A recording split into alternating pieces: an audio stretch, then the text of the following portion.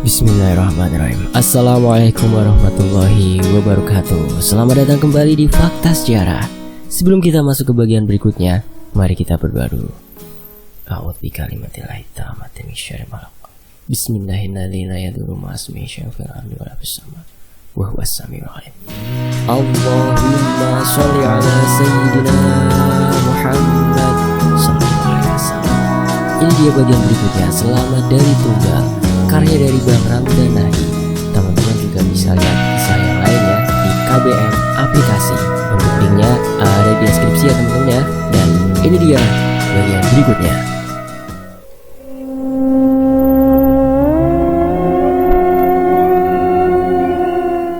Selama kurang lebih 1 jam, kami hanya duduk terdiam di dalam kamar. Kriat, pintu kamar terbuka. Sontak mata kami mengarah ke sana. Seorang perawat masuk ke dalam kamar untuk mengecek kondisi Bunda. Gila, nggak keluar cari sarapan? Tanya Bunda saat sedang diperiksa. Iya Bun, sebentar. Balasku sambil melirik ke arah Rio. Udah aman, bisik Tante Maria. Aku pun bangkit sambil menarik tangan Rio yang sedang asik menatap ponsel. Lalu dengan langkah ragu, pergi keluar kamar. Kali ini kami hanya membeli sarapan yang ada di sekitar rumah sakit saja. Tidak mau pergi terlalu jauh. Kondisi tubuh pun memang tidak mendukung, lelah dan kurang tidur. Setelah sarapan, aku dan Rio memilih untuk beristirahat. Baru beberapa jam memejamkan mata, Tante Maria sudah membangunkanku. Iya Tan, ucapku dengan mata masih tertutup. Gila, bangun. Aku membuka mata, lalu mengambil posisi duduk dengan mata setengah mengantuk. Kenapa Tan? Tanyaku. Bunda yang minta bangunin kamu, ucap Bunda. Ada apa Bun? Kila masih ngantuk. Maria udah cerita tentang kejadian semalam. Sekarang lebih baik kamu pulang ke Jerman, kata Bunda. Mataku terbuka lebar saat mendengar ucapan Bunda. Iya, beberapa hari lagi juga Kila pulang Bun. Pokoknya Bunda minta secepatnya ya kamu pulang ke Jerman. Tapi Bun, kali ini Bunda mohon kamu harus nurut. Bunda, ucapku seraya berjalan mendekatinya. Pokoknya sekarang juga, suara Bunda meninggi. Kenapa Bunda maksa? Balasku dengan nada kesal. Mbak Prono meninggal, ucap Tante Maria. Barusan Tante dapat kabar dari anaknya, sambungnya. Sebelum meninggal, Mbak Prono sempat berpesan kalau kamu dan bundamu sudah ditandai. Siapapun yang sudah ditandai, kecil kemungkinan untuk lolos. Jadi sebelum waktunya tiba, sebaiknya kamu segera pulang ke Jerman. Soalnya Chris itu hanya bisa melindungi 1 orang saja, sambungnya lagi. Kenapa harus pulang sih Tan? Keluhku. Mungkin tindakan Mas Teddy sebelum meninggal itu benar, memulangkan kamu ke Jerman agar bisa terlepas dari jerat pesugihan. Tapi Tan, semua barang Kila ada di Jogja, balasku. Nanti biar Rio yang antar. Kutatap Rio yang masih tertidur pulas. Suara dengkurannya itu sudah bisa menjelaskan kalau dia benar-benar kecapean. Kasihan Rio kalau harus bolak-balik Surabaya Jogja lagi. Kamu kan bisa naik pesawat dari Jogja ke Jakarta, ucap Bunda. Jadi gak perlu dari Surabaya, sanggungnya. Tante Maria membangunkan Rio. Kasihan, matanya terlihat memerah, tanda kurang tidur. Bibirnya cemberut, menahan kesal. Yuk, antar Kila pulang ke rumah ya, perintah Tante Maria. Rumah siapa? Rumah kita. Hah, ngapain? Dia mau pulang ke Jerman. Nanti kalau habis ambil barang-barang di rumah, langsung anterin ke bandara saja. Ya udah, bentar ya, cuci muka dulu. Rio pergi ke kamar mandi, sementara aku masih duduk di samping Bunda, menggenggam tangannya, lalu memeluknya. Air mata pun mengalir. Rasanya tak sanggup berpisah dengannya. Nanti kalau udah sehat, Bunda datang ke Jerman ya, ucapku sambil menatap wajahnya. Iya sayang, pasti. Udah jangan nangis. Jemari Bunda menyentuh pipiku untuk menghapus air mataku. Rio sudah keluar dari kamar mandi. Tuh, Rio udah siap. Kamu pergi sekarang aja, biar nanti gak kemalaman, ucap Bunda. Aku memeluk Bunda. Jaga kesehatan, belajar yang giat ya sayang, bisiknya. Iya Bun, Aku tak sanggup menahan air mata. Bawa ini. Bunda menyerahkan kris kecil pemberian Mbah Prono. Nggak usah, Bun. Bunda nggak mau ada apa-apa dengan kalian di jalan. Tapi Bun, nanti Bunda gimana? Rio nanti balik lagi ke sini, balas Tante Maria. Kuterima kris itu lalu menyimpannya di tas kecil yang kubawa, lalu mendekati Tante Maria dan memeluknya. Sehat-sehat terus ya sayang, jangan lupa kalau pulang ke Indonesia main-main ke Jogja, bisik Tante Maria. Iya Tan. Kulepas pelukan lalu berjalan melangkah keluar kamar. Sebuah langkah yang sangat berat. Sebelum pintu kamar tertutup, kulihat wajah Bunda yang tersenyum. Aku tahu di dalam hatinya sangat sulit melepas kepergian anak satu-satunya. Lalu kami pun berjalan ke parkiran menaiki mobil dan bergegas pergi ke Jogja. Jam di dalam mobil menunjukkan pukul 10 pagi. Jika perjalanan lancar, kami akan tiba pada pukul 3 sore. Di sepanjang perjalanan, aku terus mengajak Rio mengobrol supaya dia lupa dengan rasa kantuknya. Penerbangan jam 6 sore ke Jakarta. Batinku saat mengecek jadwal penerbangan di aplikasi online. Segera ku booking jadwal penerbangan itu lalu melanjutkan untuk mengecek penerbangan ke Jerman. Penerbangan tercepat menuju Jerman pada jam 12 malam. Terpaksa aku memilih penerbangan itu. Jalan tol terlihat cukup ramai, mungkin karena hari Minggu. Aku terus berdoa semoga bisa sampai Jogja dengan tepat waktu. Sekitar pukul 4 sore, kami tiba di Jogja. Rio langsung mengarahkan mobil ke rumahnya. Saat tiba di rumah Tante Maria, bergegas kubereskan semua barang bawaan. Tidak lupa mengecek semua kelengkapan dokumen seperti paspor dan visa. Setelah itu, mandi sebentar. Saat keluar kamar, Rio sudah menungguku di ruang tengah. Dia membantuku membawa koper yang agak besar ke mobilnya. Setelah mengecek ulang semua kelengkapan, kami pun berangkat ke bandara. Tidak membutuhkan waktu lama, kami pun sudah tiba di bandara.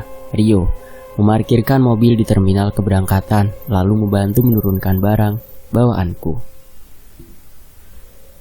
Sebelum aku melangkah masuk ke dalam bandara, ku ambil kris kecil dari tasku, lalu menyerahkan padanya. Ini, tolong, kasih Bunda ya Yo, pintaku.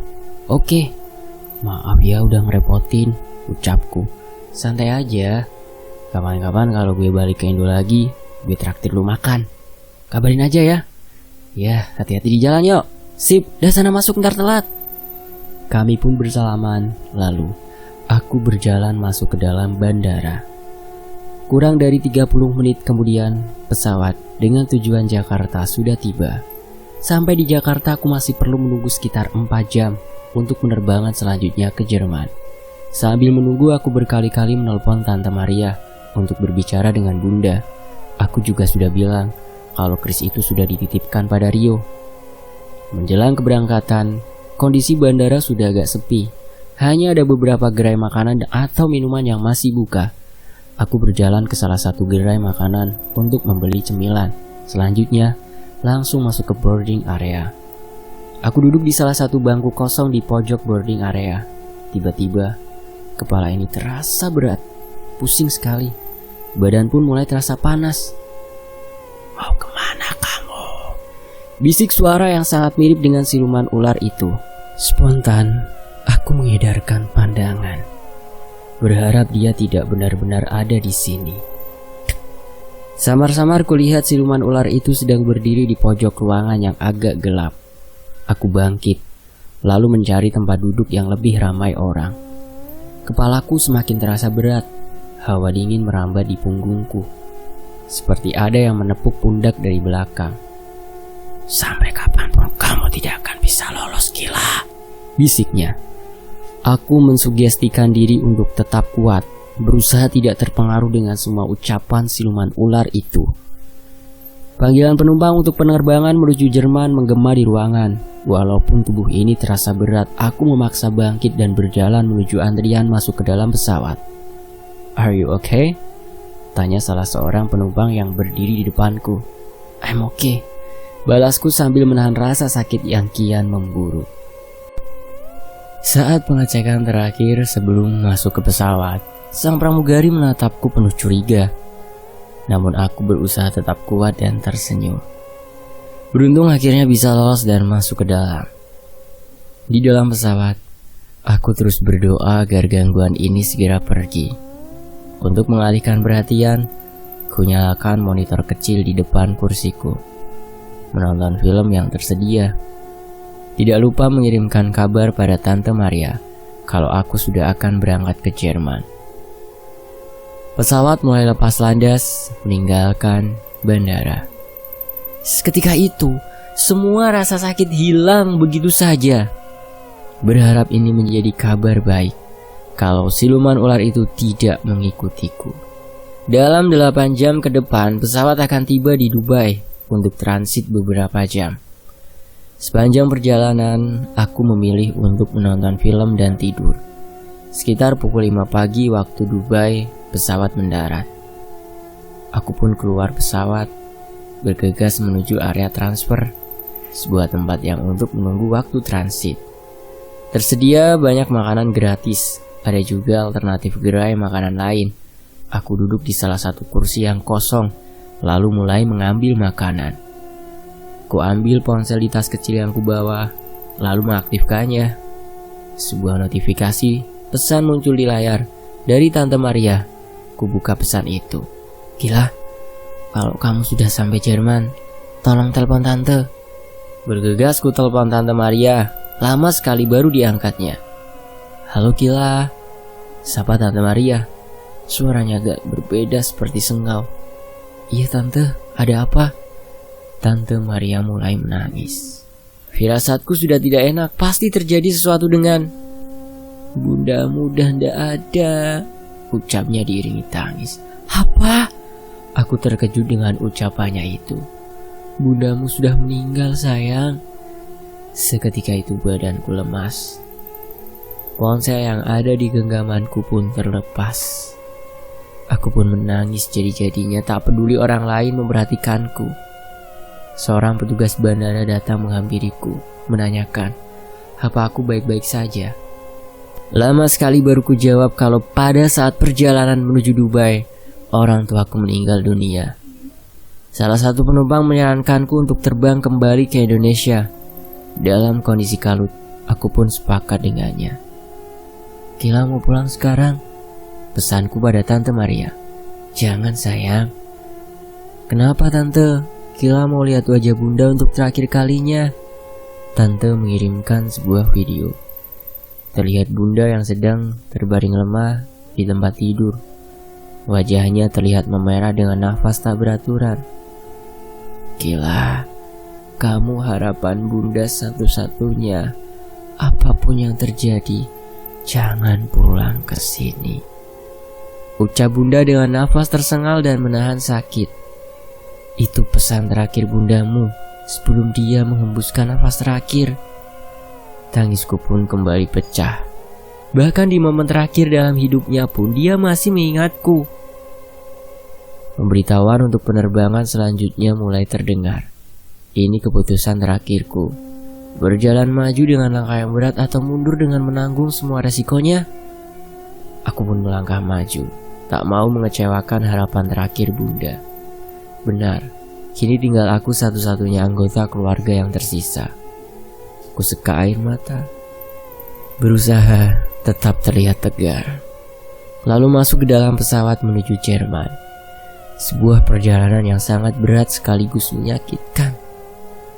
Berkali-kali air mataku tumpah, mengingat pelukan terakhir dengan Bunda. Setibanya di Jerman, Carl dan Melinda sudah menunggu di pintu keluar. Saat melihat mereka, pertahananku pun ambruk. Aku jatuh terduduk di lantai bandara dan menangis. Melinda dan Carl berlari menghampiriku dengan wajah panik. Kemudian mereka memelukku dan berusaha menenangkanku. Berkali-kali menanyakan tentang apa yang terjadi. Melinda membantuku berdiri dan memapahku ke dalam mobil. Namun aku terus menangis dalam pelukan Melinda. Tak pernah sekalipun aku berpikir akan kehilangan seluruh anggota keluarga dalam waktu kurang dari setahun. Pesugihan itu benar-benar sudah menghancurkan hidupku. Entah bagaimana aku bisa melanjutkan hidup tanpa dukungan dari keluarga. Selama perjalanan, aku tetap bungkam, belum mau menceritakan semuanya. Melinda sudah sangat mengenalku. Dia juga tidak memaksa untuk bercerita, memilih untuk membawaku ke apartemennya. Setibanya di apartemen, dia memintaku untuk beristirahat terlebih dahulu. Melinda tetap duduk di sampingku, berusaha menenangkanku. Sementara itu, Carl baru kembali dari dapur, membawakan segelas air. Apa yang terjadi? Ucapannya terpotong saat Melinda menepuk lengannya. Tolong beri dia privasi, ucap Melinda pada Carl. Oke, saya minta maaf. Carl pun keluar kamar. Istirahat dulu, Kila. Melinda meninggalkanku sendirian di dalam kamarnya. Aku benar-benar sulit menerima kenyataan. Kurang dari 24 jam lalu, masih bersenda gurau dengan Bunda, namun sekarang Bunda sudah tiada. Apa Bunda meninggal karena menjadi tumbal terakhir? Aku pun tak tahu. Ingin sekali bertanya pada Tante Maria, tapi sepertinya dia sedang sama berdugaannya dengan aku. Kuambil ponsel lalu melihat banyak notifikasi masuk. Isinya ucapan bela sungkawa dari teman dan kerabat dekat. Namun yang paling menyakitkan saat melihat pesan dari keluarga ayah. Banyak sekali sumpah serapah yang mereka lontarkan, menilaiku sebagai anak durhaka dan tidak tahu diuntung. Sedangkan dari keluarga Bunda, jauh lebih ke ucapan semangat. Mungkin Tante Maria sudah menjelaskan ke semuanya. Kurang dari setengah jam, aku sudah agak tenang, lalu berjalan keluar kamar. Ternyata Carl masih ada di ruang tengah, sedang menonton TV bersama Melinda. Melihatku berjalan mendekat, mereka langsung menghampiriku. Kami pun duduk bertiga di sofa. Ku ambil nafas panjang agar tetap tenang. Kemudian mulai bercerita tentang semua yang terjadi selama kurang 3 minggu di Indonesia. Melinda menangis saat aku baru cerita sebagian. Sementara Carl wajahnya tampak serius. Dia kurang begitu percaya dengan hantu. Ya, sama sepertiku dulu sebelum pulang ke Indonesia. Di akhir cerita, Melinda langsung memelukku erat.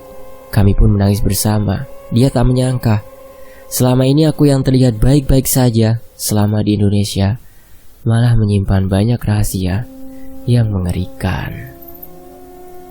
Apakah kamu serius, Kila? Tanya Carl masih dengan wajah tak percaya. Iya, aku tidak mungkin berbohong tentang kematian seluruh anggota keluargaku, balasku. Oke, walaupun bagiku ini sangat sulit dipercaya, kata Carl. Sepanjang hari, Melinda dan Carl menemaniku. Melinda juga menawarkanku untuk tinggal di apartemennya. Demi menghemat biaya, aku menerima tawarannya. Kami pun akhirnya tinggal bersama. Seminggu setelah kepulangan ke Jerman, aku masih sering berdiam diri di dalam kamar. Belum bisa melakukan kegiatan seperti sebelumnya.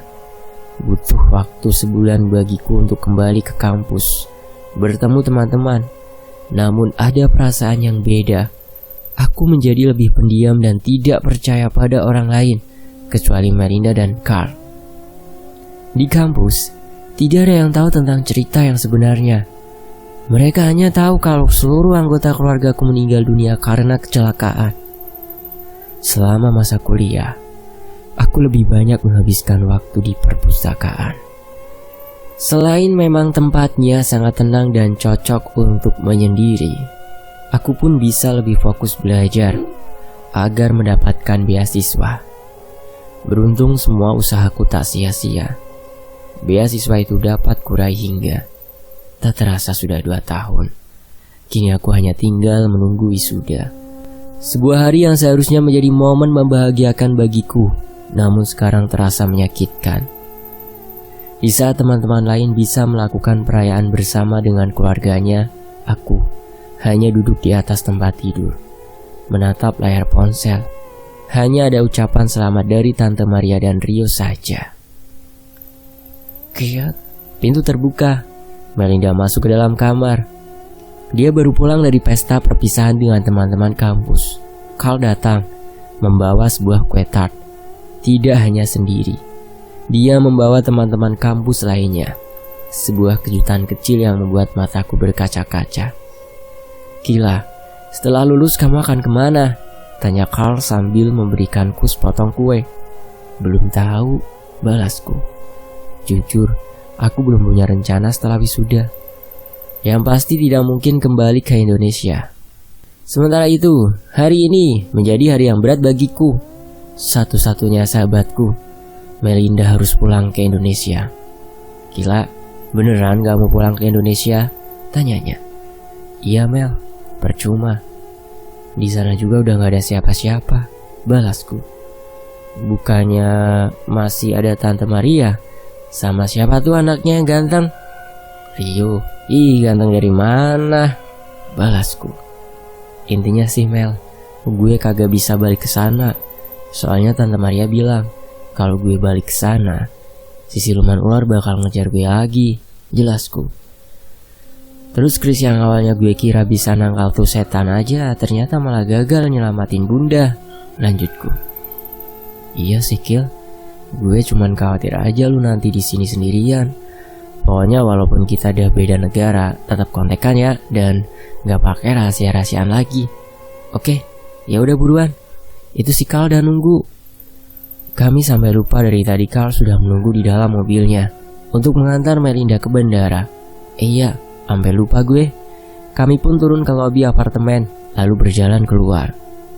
Tut, Carl membunyikan klakson sambil memasang wajah cemberut. "Maaf terlalu lama," ucapku seraya masuk ke dalam mobil. "Tidak apa-apa," balasnya. Hal membantu memasukkan barang bawaan Melinda ke dalam mobil, sedangkan aku menunggu di dalam. "Apa kamu akan pulang ke Indonesia juga?" tanya Carl saat mobil baru saja melaju ke arah bandara. "Aku tetap di sini," balasku. "Hei Carl, kamu harus jaga Kila baik-baik," ucap Melinda sambil menepuk pundaknya. "Jangan khawatir," balasnya melirik ke arahku melalui kaca spion. Setelah menempuh perjalanan selama 30 menit, kami pun tiba di bandara. Aku dan Melinda turun lebih dulu, sementara Carl pergi menuju parkiran. "Masih ada waktu 2 jam lagi nih," ucap Melinda. "Enaknya ngapain ya?" "Starbucks yuk." "Oke, tapi tunggu Carl dulu." Lu tahu nggak kalau sebenarnya Carl itu..." Melinda menghentikan ucapannya. "Gak jadi, orangnya datang," sambungnya. "Ih, bikin orang penasaran aja." "Carl, kami mau pergi ke Starbucks. Apa kamu mau ikut?" ajak Melinda. "Oke."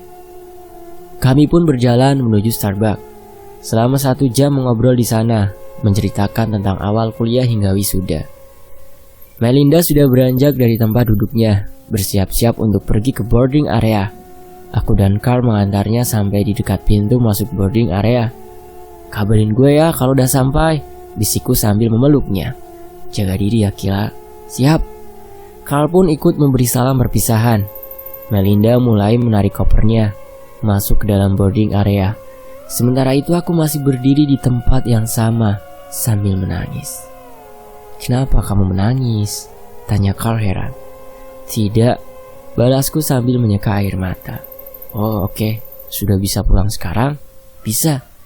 Kami pun berjalan menuju parkiran, lalu menaiki mobil. Carl mengantarku ke apartemen. Tidak banyak percakapan selama perjalanan pulang. Entah kenapa situasi saat itu terasa sangat canggung. Di sisi lain, sebuah kabar gembira datang.